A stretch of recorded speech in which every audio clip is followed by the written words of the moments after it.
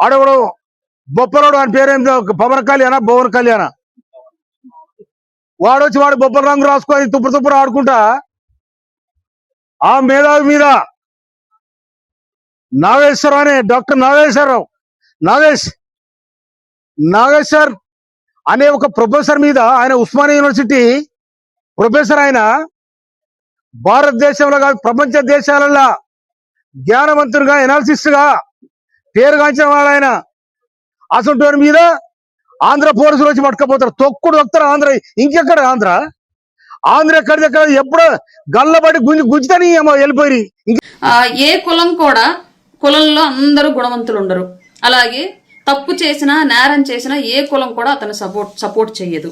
ఇది మాత్రం గుర్తుంచుకోవాలి. కులం కండువాల కింద వచ్చి చేసిన తప్పులను సమర్థిస్తాము అని చెప్పేసి అంటే వ్యవస్థ చూస్తూ ఊరుకోదు, చెప్తూ కొడతది అన్న విషయం మాత్రం ప్రతి ఒక్కళ్ళు గుర్తుంచుకోవాలైతే నేను చెప్తాను.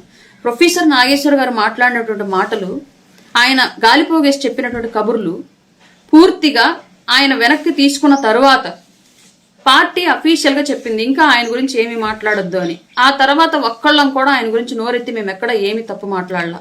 నిన్న సాక్షాత్తు మా అధ్యక్షుల వారు కూడా ఇలా మాట్లాడటం ఎంతవరకు కరెక్ట్, నా గురించి ఆయనకు తెలుసు, ఇట్లా మాట్లాడతారా అని చెప్పేసి ఆయన మాట్లాడిన అంశం కూడా మనందరం చూసాం.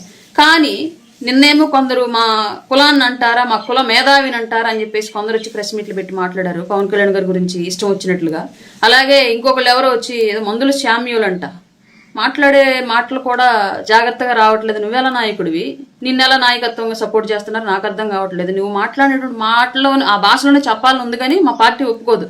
నువ్వు మాట్లాడిన ఒక డిప్యూటీ సీఎం గారిని, ఆంధ్రప్రదేశ్ డిప్యూటీ సీఎం గారిని ఒక పార్టీ అధ్యక్షుని వాడు వీడు అని చెప్పేసి మాట్లాడేంత ఒంటి కొవ్వు నీకుందేమో కానీ నీ మాటలు నీ భాషలను సమాధానం చెప్పాలని మాకు అనిపిస్తూ ఉన్నా సరే మేము మా పార్టీ కట్టుబాట్లకు కట్టుబడి ఉంటాం. కాబట్టి మా అధ్యక్షులు వారు ఎవరిని కూడా అట్లాంటి భాషతో పరుష పదజాలంతో స్పందించడాన్ని ఆయన ఎంకరేజ్ చేయరు. కాబట్టి వాడికి వీడికి వీడి భాష వాడి భాషలో చెప్పడం మానేసి వారు వీరిని గౌరవించడం అలవాటు చేసుకున్నాం. కాబట్టి దయచేసి తెలంగాణ వాదులందరూ కూడా ఒక విషయాన్ని గమనించుకోవాలి. అన్నదమ్ముల్లాగా కలిసి ఉందాం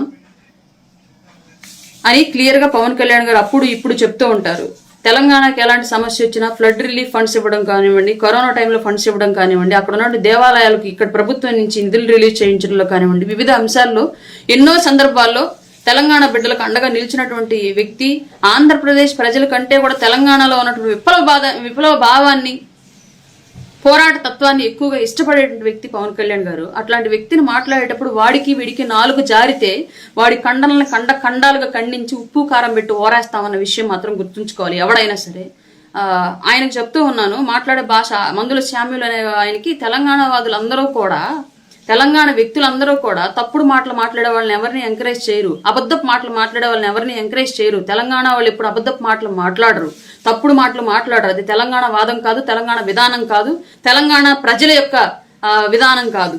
ఎవరో ఒకళ్ళు వచ్చి తప్పుడు మాట మాట్లాడితే ఆ తప్పును వెనక్కి తీసుకోండి, లేదంటే ఆధారాలు చూపించండి అని చెప్పేసి మేము అడిగాము. వాళ్ళ దగ్గర ఆధారాలు లేవు, వాళ్ళు గాలి పోగేసి కబుర్లు చెప్పారు కాబట్టి ఆ విషయం వాళ్ళకు కూడా తెలుసు కాబట్టి వాళ్ళ మాటలు వాళ్ళు వెనక్కి తీసుకున్నారు. అక్కడతో ఆ టాపిక్ అయిపోయింది. దాన్ని మళ్ళీ గెలుక్కొని పెద్ద చేద్దాము అంటే తర్వాత గీక్కుంటే పుండు పెద్దదైతే తర్వాత కలిగి నొప్పిని తట్టుకోవడం ఎవరి వల్లది. ఎవరైతే ఇవాళ మిమ్మల్ని అందరినీ రెచ్చగొట్టి ముందుకు తీసుకొస్తున్నారో వాళ్ళకి చెప్తున్నాం ఈ విషయాన్ని.